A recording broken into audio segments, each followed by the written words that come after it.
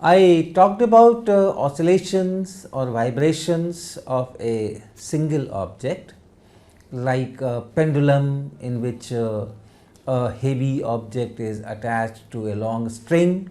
We treat this heavy object as one object or one particle and do our analysis. I talked about object which is connected to a spring, how that oscillates, that vibrates.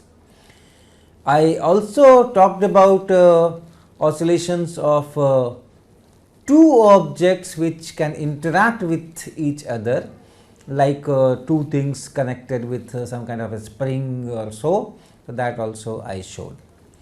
Now, today I will be talking about oscillations or vibrations of a large number of, very large number of particles connected with each other. What I have in mind is a solid object, and from there we will understand what the wave is or what the wave motion is, and especially my waves today will be all mechanical waves where particles will contribute. So, let us start with an activity. So, you see here a tumbler and water is filled in it, placed on this table. So, the table is at rest, the tumbler is at rest, the water surface is at rest. At least visibly you see that everything is at rest. Now, look at my hand. I am putting my hand here and doing something on the table, and you look at this surface of water. Do you see some motion on the surface of water? And do you see any motion in my hand? Do you see any motion on the table here? What I am doing? How I am making this water surface to vibrate? Small movement you can see in my hand. I am pressing the table down and then releasing that pressure, and that I am doing very gently.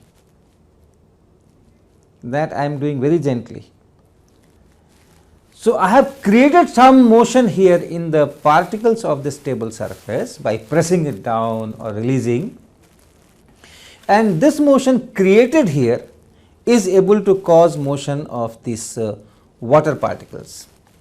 So, how does that information travel from here to here? What has gone from here to here? What has conveyed that information from here to here? Let me do another kind of motion. Look at my finger. Look at my finger. I am moving my finger on the table surface, and you look at the water surface. So, again I am giving some motion to the surface particles, possibly because this is a rigid body, almost a rigid body, a solid body. I cannot move this particle from here to there or there to there. So, very small motion about its own equilibrium position can be created without breaking the table by just moving the finger, but that small motion is able to create lot of vibrations there. Similarly, if I tap it, my finger, my thumb, you can see the kind of vibrations. So, what we say is something is going from here to there, and what is that going? What is that thing which is going? Nothing is going. The particles which are here remain here, the particles which are here remain here, the particles which are here remain here. Nothing goes from here to here.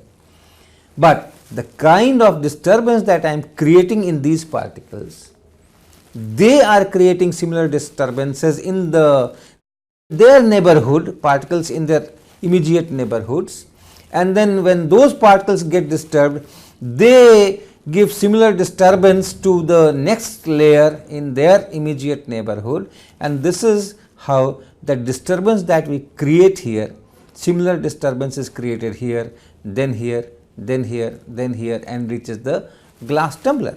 and then the glass tumbler itself creates disturbance in water, and that creates disturbance at the surface and it vibrates. So, that is what we call wave motion. No particles are going from here to here, but this kind of disturbance that we have created here, the similar disturbance is being created at other positions in this direction down the line. That is what we say a wave is moving in this direction. You can also observe that when I am giving this kind of motion, whatever particles I am trying to drag, that is in left right direction, whereas the wave motion is in perpendicular direction. Similarly, if I am tapping it or I am pressing it, I am giving it a vertical motion, but the wave propagation is in a perpendicular direction. So, you should identify very clearly what is the particle motion and what is the wave motion. The wave motion is created due to particle motion, right, but they are totally different. Wave is no material is moving, wave is a kind of disturbance that you had created here is being created there. So, that is how something we say that something is moving and wave is moving, where particles are the real particles. So, motion of particle, motion of wave, the directions will be different, the magnitudes will be different. Wave goes from here to here 10 centimeters, 15 centimeters, 20 centimeters, particles go probably hardly a micrometer or so. So, these two kinds of motions are to be differentiated. So, we will be doing more activities to see this wave motion.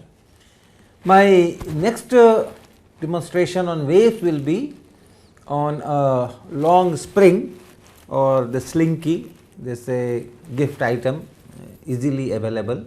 You can stretch it to a very long length, and then if you disturb at one part of this long spring, that disturbance travels on this. In fact, we have separately video shooted this disturbance and this wave motion, and I will be discussing on the basis of that video clip.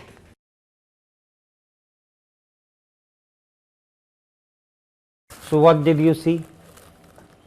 We created a disturbance at one end of this long spring by shifting some of the coils sideways, and then you saw that as time passed, this disturbance traveled along this spring, reached different places. So, that was the first observation you must have done.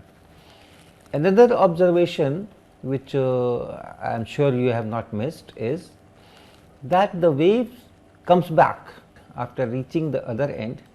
The disturbance again comes towards the starting point. One more observation, if you are keen enough, you must have seen that the direction of displacement of the coils.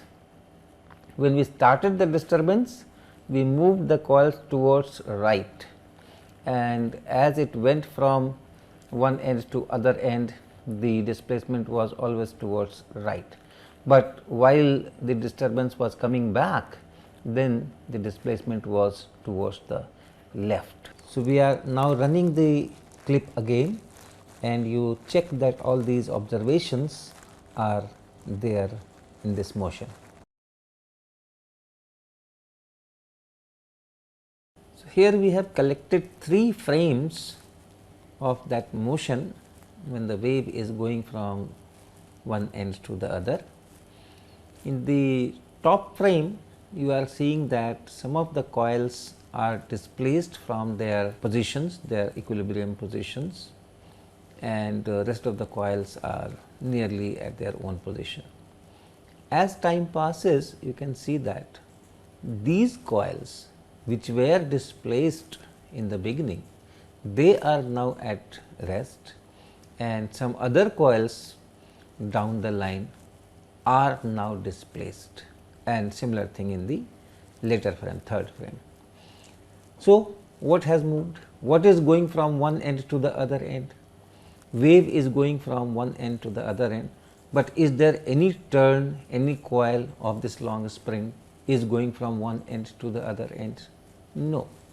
Each turn or each coil is only moving a little, it is going sideways and coming back. Nothing is moving from one end to the other end.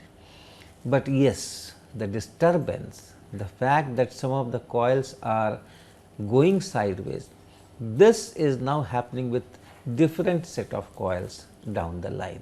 So, that is what we know by this wave motion.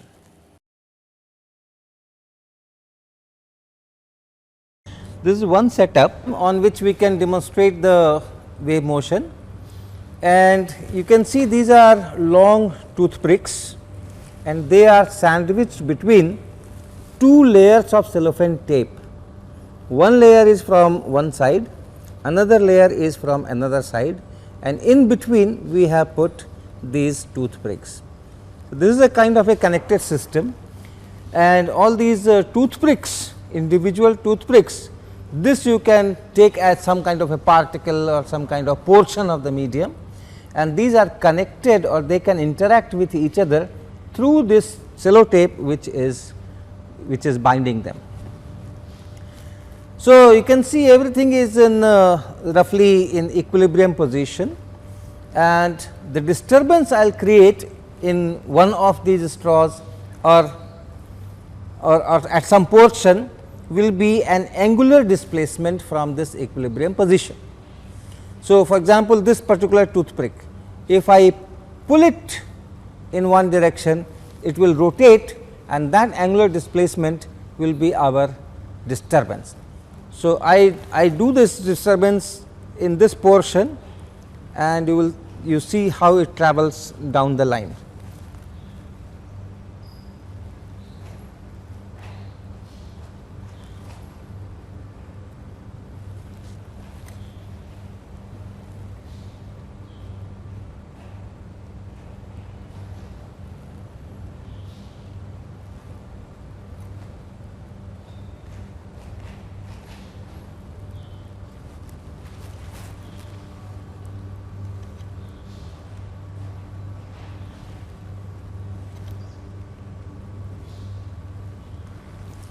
So, you can observe wave going from one end to the other end, and then you can also see the reflection as you saw in that long spring, and if you can watch, you can also see the direction of that angular displacement in the ongoing wave and the reflected wave.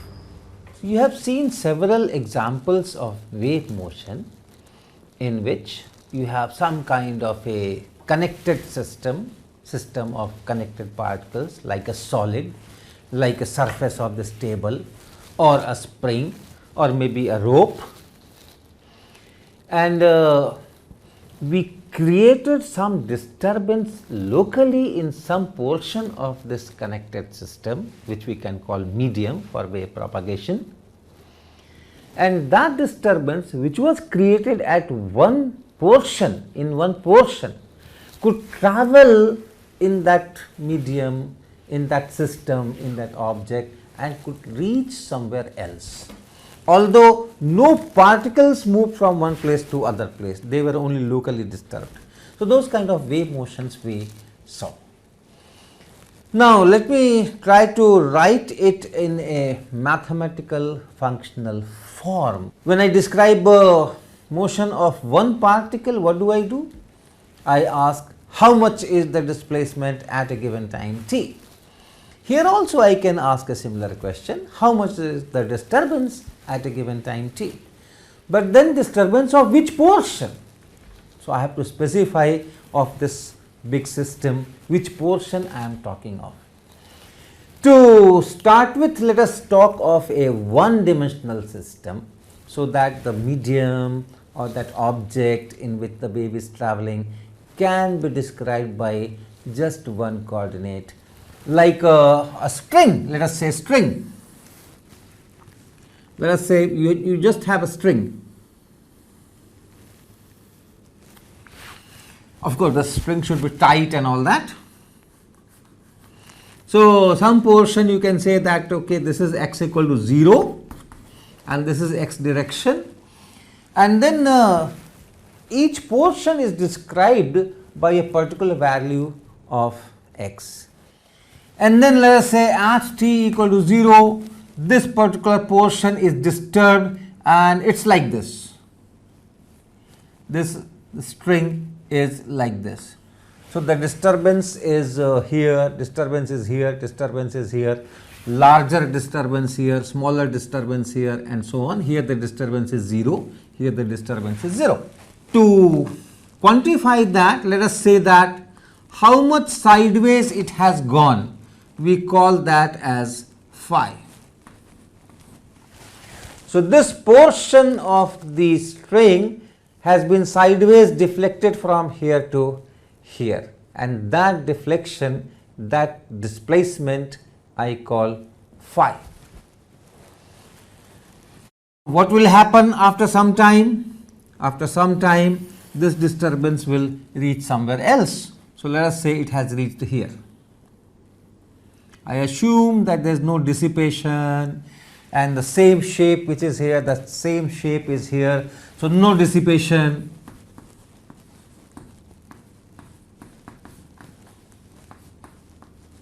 No dispersion.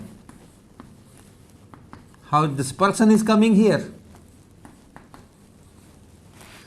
This is, what do I mean by saying no dispersion, is that entire wave is going with one particular velocity.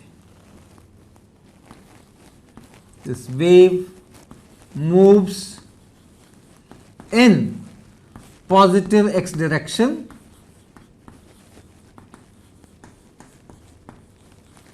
with fixed velocity v. If it is not, then you can have a change in shape. If the front portion moves with a higher speed and the rear portion moves with a smaller speed, then you will have change in shape and all those things, which that we call dispersion. Let us say this is time t equal to t. Okay, so this is time t and this is time 0. This point is x. So what is this point?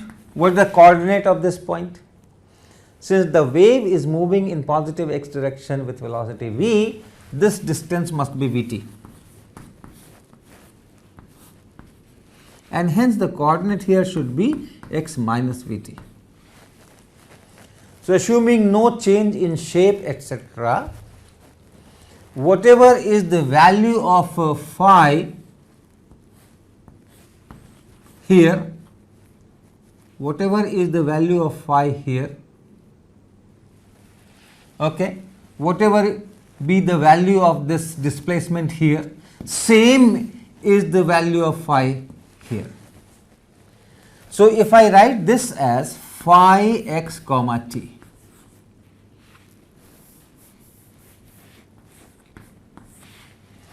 if I write this as phi x comma t, why this comma, why these two variables? Left to the comma tells me which portion I am talking of, x, that means I am talking of this position. Right to the comma tells me what time I am talking of. So at this position x, at this time t, what is phi? So that is this phi. And for this, what do I write? What do I write? This is phi, which position? This position is x minus vt. So left to the comma x minus vt, and right to the comma time is 0. So 0. And these two are same under those assumptions. So this tells us a very interesting fact, that the general expression for disturbance in terms of x and t must have, that expression must have x and t coming only in this combination. X and t must come as a combination x minus vt and nothing else. For example, if I write phi xt is equal to some constant times e to the power some minus x minus vt divided by a whole square, that is okay. This is a good function. It is a valid wave. It is going in x direction with velocity v. But if I say that phi is equal to phi xt is equal to some constant times some x square by say a square plus some v square by some v naught square and times some t square by some t naught square and so on. This is not a wave propagating in positive x direction with velocity v. So, this is not a wave, it must come in this combination. And similarly, if the wave is going in negative x direction, what will happen? If this wave is going in negative x direction with velocity v, this will be phi xt equal to phi or x plus vt0. So, the functional form must have x and t coming in this combination.